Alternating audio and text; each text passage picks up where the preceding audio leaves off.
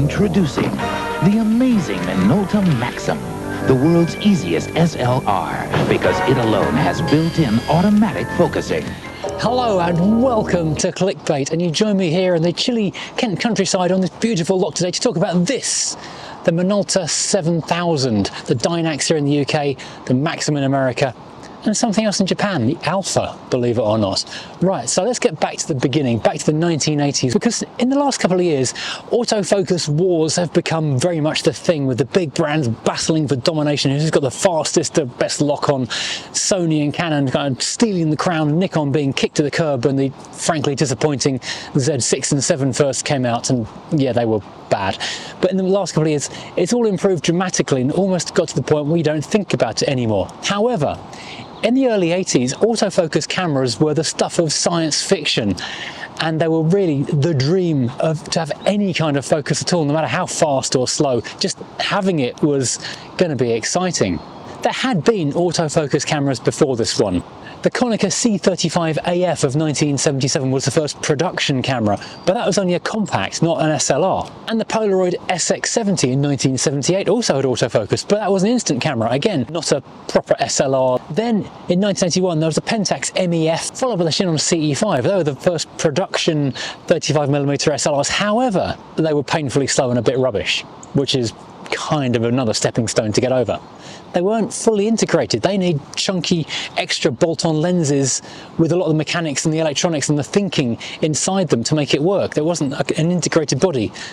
This is an autofocus camera. This is just a lens that can be autofocused. That is the difference. So this was a big step on in 1985. But it wasn't just autofocus, this also integrated the motordrive as well. And this wasn't the first camera to integrate a motordrive. That honour went to Nikon, because the F301 beat it, but this was the first camera to have autofocus built into the body that could use any of its range of lenses and a motordrive all in there. So this is a big first for a major step forward in 35mm SLR cameras. And it was a range as well. It wasn't just a 7000. This is your high-level consumer camera. There's also the 5000 that sat below it, which is like an entry-level consumer camera, and the 9000 above it, which was a professional camera. It was a proper range of autofocus cameras and lenses and flashes, and this was the first to do everything and do it well.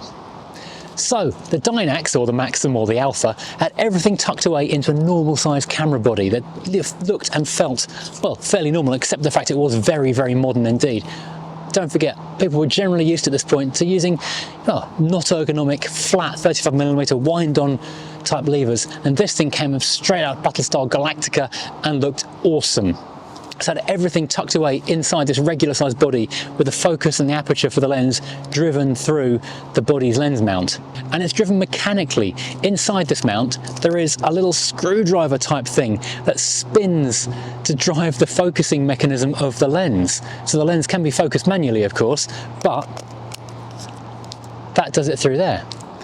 And you'll notice there's no aperture ring on this lens, because everything is done through the buttons on the top of the body and on the side of the body.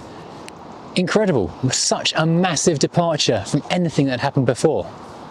And of course, all the information you're getting is no longer through the dials you're setting on the camera, but through the viewfinder and through the screen on top. Groundbreaking stuff. Now the styling is peak 1980s. You can smell the graph paper from here. Grips for motor drives as a bolt-on had been around for a while, but this is integrated and it hasn't got the bulge on the bottom. I think you could get motor drive extras with more battery packs. But the grip just here is in fact the battery pack, which unscrews. It came as standard with 4 AAA batteries, but this has got the 4 AA battery pack, which gives you longer battery life. Up to 43 films apparently, which is astonishing. But in terms of controls, it is just so different from everything that had gone before it. On the top of it, as well as that screen and these little blue push buttons, not sliders, individual up-down push buttons, we've got the 4 controls for the exposure compensation, the ISO, it is DX as well though, the mode and the drive. And you'll notice these are actually recessed in little grooves, and they're such tiny little square metal buttons. It's like using an early 80s hi-fi. It's very high-end hi-fi stuff, of course, but yeah. Exposure compensation, which is very handy. Also, I've noticed the meter on this camera isn't what it used to be, so I've permanently got it on -1 exposure compensation. So you push the ISO button and use the up-down buttons, these little blue tags. It's such a different way of working. and it was one of the new generation of cameras which had things like shutter and aperture priority, full program, and it was intelligent program as well. So if you change the lens to less than 35mm, longer than 135, it would adjust the program to suit those lenses. Incredible stuff in 1985. And speaking of incredible, the shutter button, not only do you half press to focus the thing, and fully press to take a photo, it's got a life sensor, so you just brush. So when the camera's asleep in power saving mode, just touch this little metal button. Don't have to press it at all, just touch it. And the meter comes on again, which is great. In 1985 again, don't forget that, that's just incredible. Now something that is a big deal is of course the lens mount. This is the Minolta A or Alpha mount, which replaced the long-standing favourite MD mount, which had been on Minoltas for years, decades. But this was an all-new thing, a bit like Canon did with the EOS. They realised they needed a bigger mount to allow bigger, better lenses, and of course the contacts and drives that we're going to need in the future. This was such a new groundbreaking thing. It survived all the way through to Sony. When Sony bought out Minolta, they kept the A mount for their Alpha series of digital SLRs. So you can still use these lenses on the Sony Alpha full frame digital cameras. So these lenses are still current and worth having. They're still relevant today, which is astonishing for a camera that's now 40 years old. Now the specs were pretty incredible for 1985. Looked pretty basic on the Today camera, but in 1985 this was astonishing. So this was program, manual, aperture, shutter priority, all of that, which is controlled, as I say, by these little buttons, which would have been just so mind-blowing in 85 that you're pushing a button to change the aperture. Who does that? You did, if you bought one of these. It's fairly low tech in terms of modern spec sheets, but this was really, really good for the time. Metering is a single center-weighted silicon photo cell, but there's also a second photo cell for through the lens metering of off the film flash when you're using one of the dedicated flash guns. So that was actually quite an advanced thing, step forward. Okay, it's only basic center-weighted, but then you get the off the film flash metering. Who does that in 1985? And there were 3 different dedicated flash guns for it. The AF 1800, the AF 2800 and the AF 4000. And of course, the bigger the number, the better the flash. But they sit on the hot shoe, which is a standard hot shoe. Unlike the later cameras, the 7000i onwards, they had a bespoke hot shoe, which only their flash guns could fit into, which is naughty Minolta and also naughty Sony for carrying on. You can put any ordinary flash gun into that hot shoe, but it has got the additional dedicated contacts underneath it, like Canon, like Nikon, like Pentax do. So you can use a basic one, or you can use that. You can't even use things like an Elinchrom Skyport on the 7000i because it's not got a standard hot shoe. Very annoying. And when you're using one of those dedicated flash guns, the flash sync speed is 1/100th of a second, which was again pretty fast for 1985. A little bit slow for today, where 250 or even into the thousandths is possible. 1/100th was actually pretty fast. Now the focusing, this is the big deal of this camera, the focusing. It uses one focus point, which does sound awkward, but you get used pretty quickly to focusing on a thing, then moving the camera to reframe and not taking your finger off. It's a phase detection system running on an 8-bit computer inside here, and it will work down to 2 EVs of light. So it's not total darkness like some of the more modern systems do, but it's, again, groundbreaking and really, really good for 1985. The focusing itself is relatively quick. It's not like lightning fast as you would find on a modern Sony, but this is the first one. This is where it all started, so you've got to have a starting point for it to grow from. And also, it's very quick to use because there's no fuss, there's no changing modes, there's no moving your focus point around. You literally just point the camera at a thing and push the button.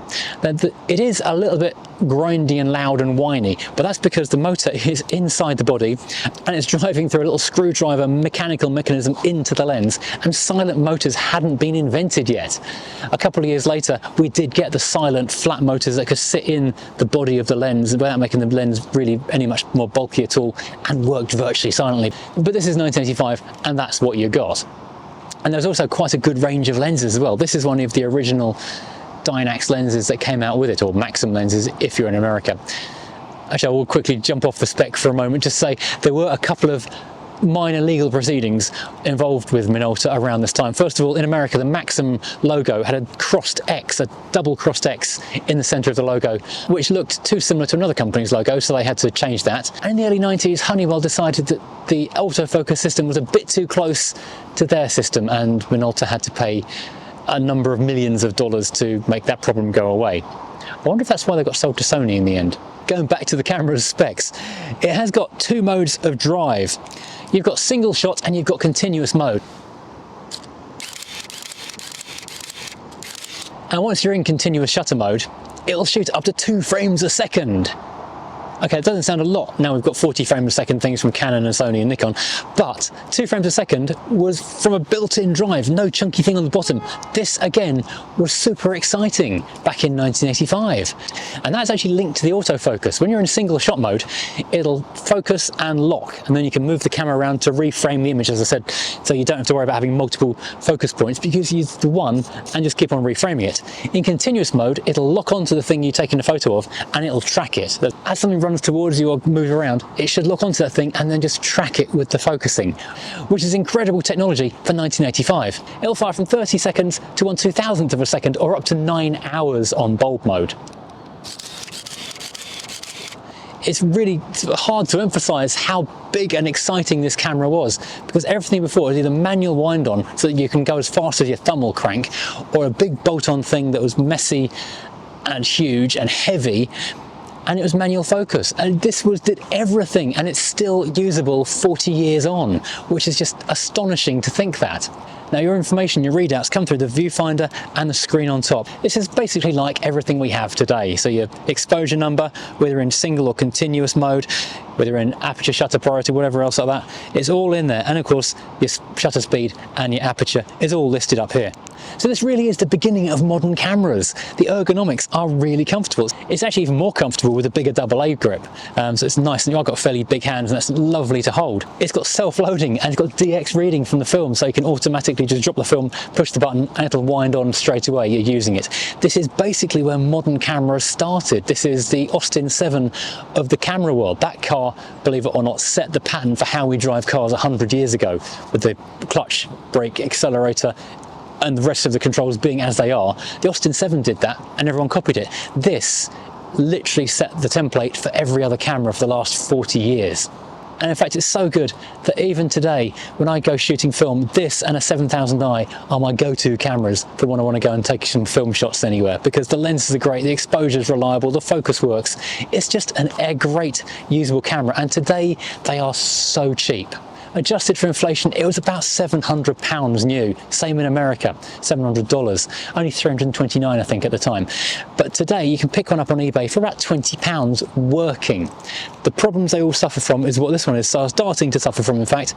The LCD at the top starts blacking over as the pixels start to go weird. But the camera still works. It's such a nice camera to use. It feels like a modern camera, you use it like a modern camera, but you get film results. And it's interesting, people notice when you're shooting with this thing. They don't notice it when you're carrying it, but as soon as you lift it to your eye, start taking pictures, start using the adjusters up here if they're photography nerds, or they hear the thing firing and the motor winding on, people know you're doing something different. And people want to talk about this thing.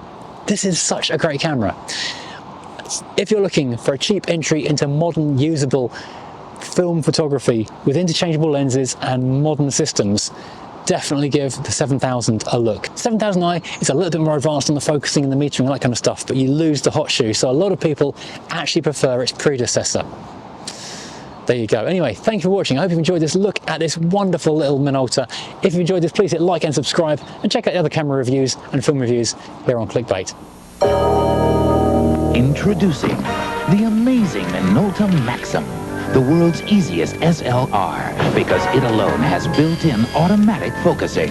Look, Maxxum's autofocus lets you get perfect shots before others can even focus. Change lenses. Maxxum again gets the shots that used to get away. Only the human eye focuses faster. Minolta Maxxum. Only from the mind of Minolta. The Minolta 7000. It's the world's first SLR with built-in autofocus. Fast, accurate. The Minolta 7000 focuses automatically, so you concentrate on the creative moment and get the unexpected shots that used to get away. With the incredible autofocus system, the Minolta 7000.